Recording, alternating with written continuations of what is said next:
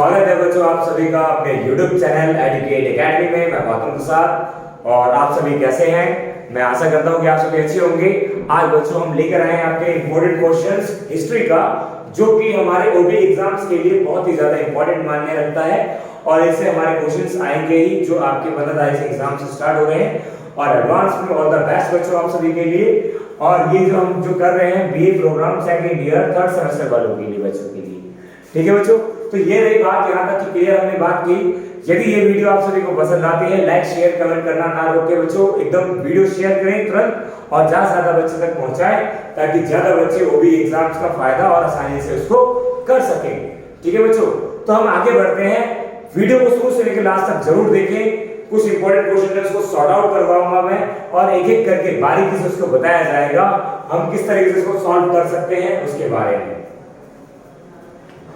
तो सबसे पहला प्रश्न जो है बच्चों 20 नंबर का है और 20 नंबर में हमारे क्या चीजें आएंगी हम उसके बारे में बात करेंगे।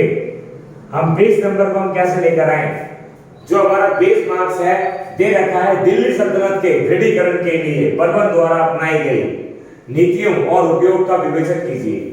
उन्होंने कौन कौन सी नीतियां बनाई और कौन कौन से नियम बनाए जिसके लिए दिल्ली के लिए वो बहुत ज्यादा लाभदायक सिद्ध होती है। तो सबसे पहले दिल्ली के आरंभिक कालों में तुर्कों का शासन था, तुर्कों से ही संबंध रखते थे बलबन। उन्होंने दिल्ली के लिए, दिल्ली तो वैसे ही राजधानी थी, और उन्होंने दिल्ली के जरिए अनेक राज्यों पे पताका फहराई और उन्होंने भारतवर्ष में एक परचम लहराया। तुर्कों का शासन बहुत 1300 ईस्वी में बहुत तेजी से प्रचलित होने लगा और उन्होंने दिल्ली में एक से एक नियम बनाए जिसकी वजह से वो काफी ज्यादा फेमस और प्रचलित भी हुए।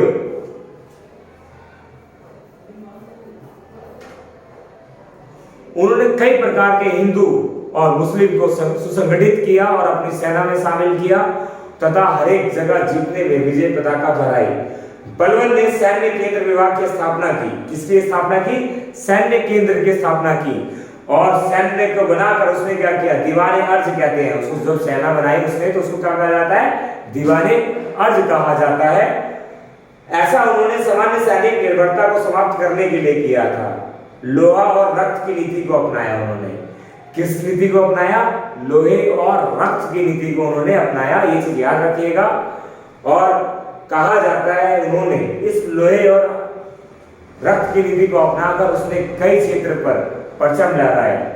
तो ये था दिल्ली सल्तनत में दृढ़ीकरण के लिए बलबन द्वारा अपनाए गए नीतियों और उपयोगों का प्रयोग।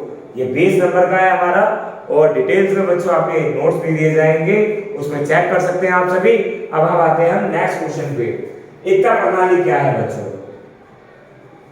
एकता प्रणाली दिल्ली सल्तनत के दौरान यह किस प्रकार की प्रचलित थी? अब मैं आपको बता दूं, एकता प्रणाली भू राजस्व था, भूमि वितरण देना था। तो भूमि जब देते थे राजा लोग तो वो क्या करते थे? उसके बदले में काफी चीजें किया करते थे। तो वो उससे पैसे इकट्ठे किए गए थे। एकता प्रणाली भूमि के बदले में टैक्स कर वसूला जाता था और जितने भी तुर्की थे वो भूमि वितरण करते थे और इसके बदले वो क्या करते थे? पैसे लिया करते थे।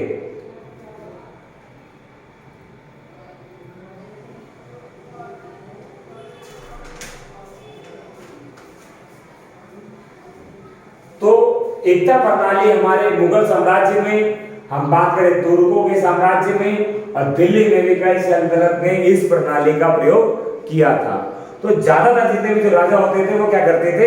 इस चीजों का प्रयोग करते थे और इस चीजों को पूरा करके वो क्या करते थे? अपना जो राज्य में सुख समृद्धि का कार्य किया करते थे। कर भू राजस्व वसूल करें। तो एकता एक भूमि से संबंधित प्रणाली है जो कि आपको लिखना है और आपकी बुक में भी दे रखा है, नोट्स भी दिए जाएंगे आप सभी को। आगे बढ़ते हैं नेक्स्ट क्वेश्चन की ओर बच्चों। कबीर और नानक के विशेष संबंध में भक्ति संतों द्वारा मुख्य शिक्षाओं का वर्णन करें। मतलब बोल रहे हैं कबीर जी ने और गुरु नानक ने शिक्षाओं के मतलब विशेष संबंध में भक्ति संतों मुख्य शिक्षाओं का वर्णन। तो इन्होंने कौन कौन शिक्षाएं दी कबीर और गुरु नानक जी ने? कबीर ने और गुरु नानक जी ने बोला जाता है हिंदी भक्ति काल धारा के सबसे बड़े कवि, संत कवि माने जाते हैं कबीर और गुरु नानक जी। दोनों ने ही अपने अपने उपदेश दिए हैं। सबसे पहले हम बात करते हैं कबीर जी की। कबीर जी ने हिंदू और मुसलमान दोनों की आलोचना की है। आलोचना मतलब उन दोनों का ही विरोध किया है। एक क्या है, तो मांस मच्छी खाते देख क्या करते हैं मुस्लिम लोग, अपने ही भाई बहनों में विवाह करते हैं। तो वो इस चीज से बहुत ही नाखुश थे। कौन? कबीर जी। उन्होंने धर्मों के बारे में बताया और उन्होंने यह भी बताया भगवान के जो रूप हैं उसकी भी उन्होंने आलोचना की। उन्होंने बोला भगवान जो है ईश्वर है, वो हमारे अंतर्मन में होते हैं। और अंतर्मन का मतलब हम जब बात करें, अंतर्मन में बहुत सारी चीजें हमें उसे जब तक करना चाहिए, ये सारी चीजें करना चाहिए। उन्होंने एक दोहा भी बताया, जाके मुंह माथा नहीं नहीं रूप से रूप, और जिसका कोई मुंह माथा नहीं है और उस पत्थर की पूजा कर रहे हो आप, उस पत्थर की पूजा कीजिए जो कि आपके लिए लाभदायक है। ठीक है, उसका बोलते हैं वो करने के लिए। अब इसके अलावा हम बात करते हैं नानक जी की। नानक जी के भी कई प्रकार उन्होंने भी उसी तरीके से बताया जिस तरीके से कबीर जी ने। ये नानक जी का जो मानना था, हम अगर भगवान को पूछते हैं तो उसको जब तक करना चाहिए, उसको स्मरण करना चाहिए। और भगवान क्या है, सभी एक ही हैं। दूसरी खास बात क्या है, भगवान यह बोलते हैं मूर्ति पूजा, गंगा स्नान, इन सभी चीजों पर विश्वास नहीं करते हैं। तो ये जो कुछ संत कवि थे जिन्होंने भक्ति काल को काफी आगे तक लेके गए, और इसके बारे में बहुत ज्यादा विशेषताएं आपको लिखने की जरूरत है। इस पॉइंट को हम आगे कैसे करेंगे, ये जो आप देखते हो आपकी बुक मिली हुई है, उसमें काफी चीजें आपको बहुत सारी अच्छी अच्छी चीजें दे रखी है, आप इससे भी हेल्प ले सकते हैं। अब आते हैं बच्चों, हम आगे की बात करते हैं। आगे क्या चीजें हैं हम उसके बारे में जानते हैं। शाहजहां कालीन भवनों के विशेष संदर्भ में मुगल स्थापत्य कला के विकास की रूपरेखा प्रस्तुत कीजिए। मतलब शाहजहां के काल में, मतलब कि मुगलों स्थापत्य कला के विकास की रूपरेखा प्रस्तुत, मतलब किस तरह की मुगल के स्थापत्य रूपरेखा होती थी। जैसे कि आपको पता है आज जितने भी हमारे हिस्टोरिकल प्लेस हैं, जहां जहां पर हम घूमने जाते हैं, लाल किला हो और हमारा, हम बात करें जामा मस्जिद हो, हमारा ताजमहल हो, इन सभी को किसने बनाया है? मुगल काल ने, शाहजहां। और कहा जाता है मुगल जो शाहजहां थे बादशाह, उन्होंने अपने शासन काल में, इसको संगमरमर काल भी कहा जाता है, सबसे ज्यादा संगमरमर काल का प्रयोग इसी सन में हुआ था। और शाहजहां के समय में ही इन्होंने अपनी बेगम को खुश करने के लिए ताजमहल तक बनवा दिया। सोचो इतनी ताकत थी उनमें। और हर एक उसमें 4 दीवारी होती थी, जहां भी ये बनाते हैं, जैसे लाल किला देखिए 4 दीवारी है, और ताजमहल में 4 दीवारी है। उसमें एक सभागृह होता था, तथा रानी का कमरा अलग होता था, राजाओं का अलग होता था, अतिथि के लिए अलग बनाया जाता था। और संगमरमर के पत्थरों में अलग अलग प्रकार का आकृतियों से डिजाइन, प्रतीकाएं और ये सारी चीजें बनाई जाती थी। तो कहा जाता है कि जो शाहजहां कालीन भवनों की विशेष प्रस्तुतियां हमें मिलती हैं, जो वर्तमान समय में भी अभी प्रचलित है, जिसे हम देख भी सकते हैं। लाल किला, हमारा जामा मस्जिद और हमारा ताजमहल, ये सभी इन्हीं के द्वारा बनाए गए हैं। और मुगल साम्राज्य की एक स्थापत्य कला को दर्शाती है कि उस समय किस तरीके से जो ज्यादातर लाल पत्थरों का और सफेद पत्थरों का यूज किया करते थे। आगे हमारा जो लास्ट क्वेश्चन है बच्चों, वो है हमारा मुगलों की भू राजस्व व्यवस्था की प्रमुख विशेषताओं की परीक्षण कीजिए।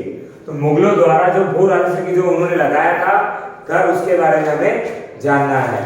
तो भू राजस्व उन्होंने जो लगाया था, भू राजस्व के बारे में हम बताएंगे आपको क्या होता है।